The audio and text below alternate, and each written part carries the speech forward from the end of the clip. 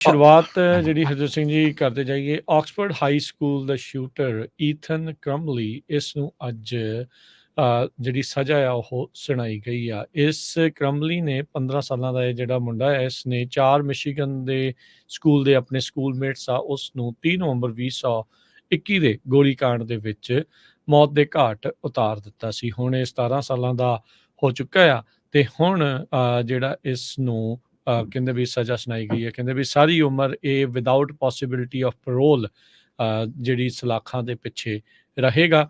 ਜੱਜ ਨੇ ਅੱਜ ਇਸ ਨੂੰ ਸੈਂਟੈਂਸ ਸੁਣਾਇਆ। ਓਕਲੈਂਡ ਕਾਊਂਟੀ ਉੱਥੇ ਜੱਜ ਕੁਆਨੀ ਰੋਈ ਉਹਨਾਂ ਨੇ ਇਸ ਦੇ ਉੱਤੇ ਮੈਕਸੀਮਮ ਸੈਂਟੈਂਸ ਜਿਹੜਾ ਉਹ ਸੁਣਾਇਆ ਸੀ। ਇਹ 15 ਸਾਲ ਦਾ ਸੀਗਾ ਜਦ ਇਸ ਨੇ ਗੋਲੀकांड ਨੂੰ ਇਹ ਅੰਜਾਮ ਦਿੱਤਾ ਸੀ।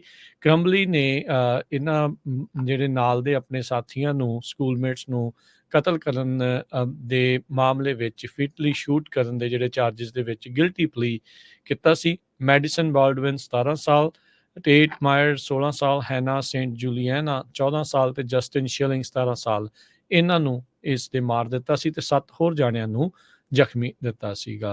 ਸੋ 36 ਘੰਟੇ ਕਹਿੰਦੇ ਸਟੇਟਮੈਂਟਸ ਰੀਡ ਕਰਨ ਨੂੰ ਜਿਹੜੇ ਉਹ ਲੱਗੇ। ਸਰਵਾਈਵਰਸ ਦੇ ਜਿਹੜੇ ਬਚ ਗਏ ਸੀਗੇ ਤੇ ਇਹਦੀਆਂ ਜਿਹੜੀਆਂ ਕਤਲੋਗਾਰਤ ਤੋਂ ਪ੍ਰਭਾਵਿਤ ਹੋਏ ਲੋਕ ਆ ਉਹਨਾਂ ਦੀਆਂ ਗੱਲਾਂ ਅਦਾਲਤ ਨੂੰ ਸੁਣਦੇ। ਸੋ 31 ਜਿਹੜੇ ਵਿਕਟਮ ਇੰਪੈਕਟ ਸਟੇਟਮੈਂਟਸ ਜਿਹੜੀਆਂ ਆ ਉਹ ਕੱਲ੍ਹ ਫਰਾਈਡੇ ਨੂੰ ਹੀ ਅੱਜ ਹੀ ਜਿਹੜੀਆਂ ਉੱਥੇ ਸੁਣੀਆਂ ਗਈਆਂ ਸੀ। ਇਸ ਨੂੰ ਟਰੂ ਐਕਟ ਆਫ ਟੈਰਰਿਜ਼ਮ ਦੇ ਤੌਰ ਦੇ ਉੱਤੇ ਜਿਹੜਾ ਉਹ ਦੇਖਿਆ ਗਿਆ ਸੀ ਤੇ ਹੁਣ ਇਸ ਨੂੰ ਸਾਰੀ ਉਮਰ ਜੇਲ੍ਹ ਦੇ ਵਿੱਚ ਕੱਟਣਾ ਜਿਹੜਾ ਉਹ ਪਵੇਗਾ। ਸਟੇਟ ਲਾਅ ਦੇ ਵਿੱਚ ਜੱਜ ਕਹਿੰਦੇ ਵੀ ਇਸ ਨੂੰ ਸੈਂਟੈਂਸ ਕਰ ਸਕਦਾ ਸੀ ਮਿਨੀਮਮ ਟਰਮ 25 ਤੋਂ 40 ਸਾਲ ਦੀ, ਕਿਉਂਕਿ 18 ਸਾਲ ਤੋਂ ਥੱਲੇ ਸੀਗਾ ਜਦ ਇਸ ਨੇ ਫੈਲਨੀ ਮਰਡਰ ਕੀਤਾ ਸੀਗਾ। ਪਰ ਪ੍ਰੋਸੀਕਿਊਟਰ ਇਸ ਦੇ ਲਈ ਸਾਰੀ ਉਮਰ ਲਾਈਫ ਇਨ ਪ੍ਰਿਜ਼ਨ ਦੀ ਮੰਗ ਜਿਹੜੀ ਆ ਉਹ ਕਰ ਰਹੇ ਸੀਗੇ। ਇਵੈਂਚੁਅਲੀ ਉਹੀ ਸਜ਼ਾ ਇਸ ਨੂੰ ਸੁਣਾਈ ਗਈ ਆ।